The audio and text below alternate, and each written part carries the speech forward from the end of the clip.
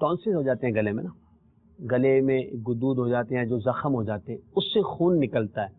اب وہ خون حلق میں بھی ہوتا ہے اور حلق سے نیچے بھی جا رہا ہوتا ہے، تو کیا ایسے مریض جن سے ٹونسل کی وجہ سے خون نکلنا، ان کا روزہ ٹوٹے گا یا رہے گا؟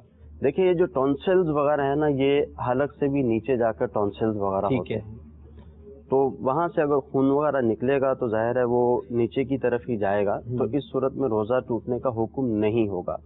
باہر سے کوئی چیز اندر جاتی ہے تو اس صورت میں تو روزہ ٹوٹنے کا حکم ہوتا ہے. جیسے کسی کے دانتوں سے خون نکلتا ہے، ٹھیک ہے، اب وہ دانتوں سے خون نکلتا ہے، خون نیچے اتر گیا اور حلق میں اس کا ذائقہ وغیرہ بھی محسوس ہوتا ہے اور نیچے اترتا بھی محسوس ہوا، تو ایسی صورت میں تو روزہ ٹوٹ جائے گا. مگر یہ جو ٹونسل وغیرہ ہیں جو حلق سے نیچے ہیں، جی جی، تو وہ اندر کی چیز ہے. جیسے قے ہو جاتی ہے، جی جی ہلکی سی جیسے کھٹی ڈکار آ جاتی ہے، جی جی، تو وہ پیٹ کے اندر سے کوئی چیز ہلکی سی اوپر آتی ہے پھر واپس چلی جاتی ہے، تو وہ اندر کا اندر ہی رہ گیا، بلغم آتا ہے، اندر چلا جاتا ہے، تو اس سے روزہ نہیں ٹوٹے گا.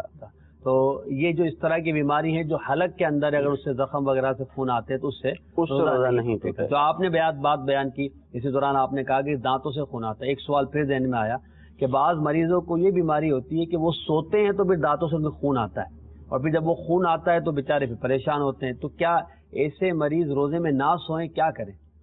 دیکھیں، بات یہ ہے کہ جس کو معلوم ہے کہ اس طرح کی کیفیت ہوتی ہے، شرعی احکام کا جو مدار ہے یا تو وہ یقین پر ہوگا یا غالب گمان پر ہوگا. جی جی، اگر اس کو یقین ہے یا اس کو غالب گمان ہے کہ تھوک جو ہے یعنی خون حلق سے نیچے اتر گیا، تو اس صورت میں روزہ ٹوٹنے کا حکم دیا جائے گا.